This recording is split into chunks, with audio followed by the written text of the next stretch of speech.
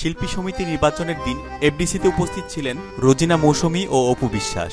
আদালতের নিষেধাজ্ঞা সত্ত্বেও চলচ্চিত্র শিল্পী সমিতির সদস্যদের শপথ গ্রহণের ব্যাপারটি মোটেও ঠিক হয়নি, এ মন্তব্য করেছেন এ নির্বাচনে আপিল বোর্ডের চেয়ারম্যান নাসির উদ্দিন দিলু। আজ রোববার দুপুরে প্রথম আলোর সঙ্গে আলাপকালে এ মন্তব্য করেন তিনি।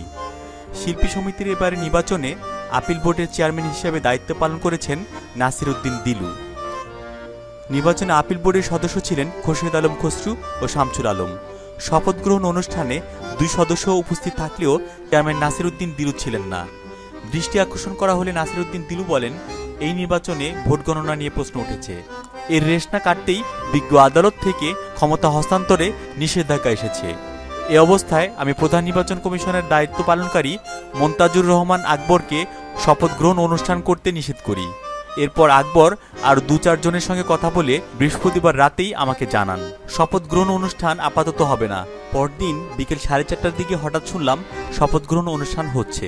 তখন আপনি কি করলেন জানতে চাইলে নাসির উদ্দিন দিলু বলেন, বিকেলে জানার সঙ্গে সঙ্গে আমি আকবরকে ফোন করলাম, জিজ্ঞেস করলাম শপথ গ্রহণ অনুষ্ঠান নাকি হচ্ছে, আপিল বোর্ড চেয়ারম্যান হিসেবে আমাকে জানালেন না যে? তখন তিনি বললেন, আসলে আপনাকে জানাতাম। এরপর পাল্টা তাকে বললাম 5টায় শপথ গ্রহণ আর এখন বাজে 4:30। তাহলে কখন আপনি জানাতেন আর আমি আসতামই বা কখন? আপনি না থাকা সত্ত্বেও শপথ গ্রহণ অনুষ্ঠান হওয়াকে কিভাবে দেখছেন? এমন প্রশ্নে নাসির উদ্দিন দিলু বলেন, এক কথায় বলবো মোটেও ঠিক হয়নি।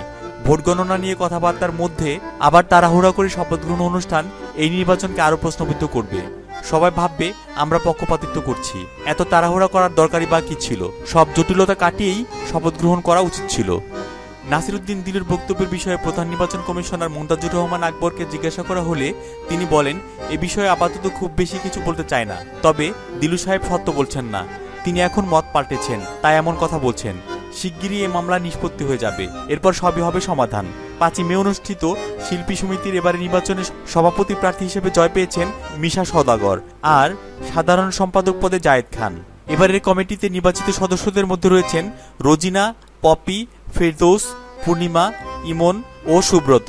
থ্যাঙ্কস ফর ওয়াচিং ভিডিওটি ভালো লাগলে লাইক প্রেস করুন এবং শেয়ার করে সবাইকে দেখার সুযোগ দিন। পরবর্তী আপলোড পেতে চ্যানেলটি সাবস্ক্রাইব করে আমাদের সাথে থাকুন। ধন্যবাদ।